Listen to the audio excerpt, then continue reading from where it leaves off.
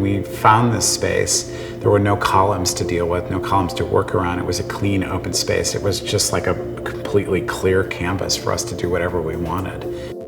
The space was originally used as a Chinese laundry, and then most recently, before we bought it, it was an opaque placement service. And the goal was to have a small contained space that was visually really interesting that we could tweak to make it work in our house, but also not take up a lot of visual sightline.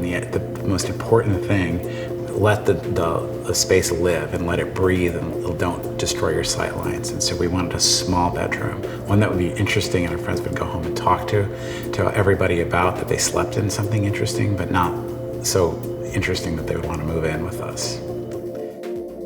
We source the containers by having to track down a container reseller at the port. There's a series of resellers that actually buy old used containers from the port and resell them to anyone who wants to use them for general purposes. Containers, ordinarily used for shipping. The secondary life of a container, you're limited only by your imagination and your checkbook. We've built containers that ended up being housing, containers for artists in a few studio projects here in Oakland. We've done pottery studios, we've done room additions, we've done backyard forts for the kids, and simple storage as well. There are a lot of possibilities in terms of what the secondary life of a container can be. A typical 20-foot container about a year ago, we would have sold it for $13.50. In today's market, we're getting $24 and $25.50 in some cases for a good wind and watertight condition container.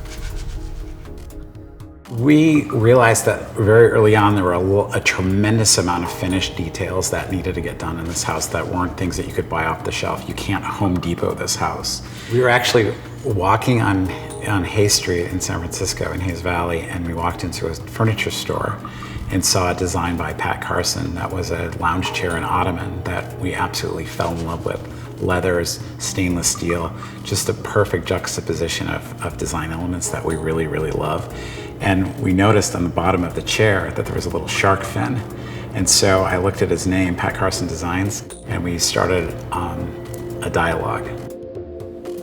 People sometimes see something in a store and then they have the opportunity to have their own custom thing by giving me a call, and with a conversation I can make something a bit more suited to their needs. That's pretty unique. It's not all off the shelf.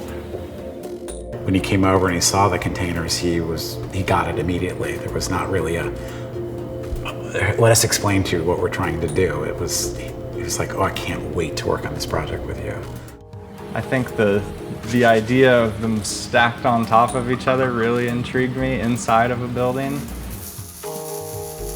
I wanted to bring elements that were really well made. I think that's paramount in my work, is just to spend the extra time to make something that's like tactile. When you touch it, you can feel that someone took enough time to make it feel nice. It has a sensual thing to it, even though it's made from steel or hard materials. It can still be something that you want to touch and feel, I think. The design I respect the most is when someone takes an object that was living in some other way with some other life, and they look at it and they say, wait, this can be something entirely different. That's what inspires me, something totally repurposed.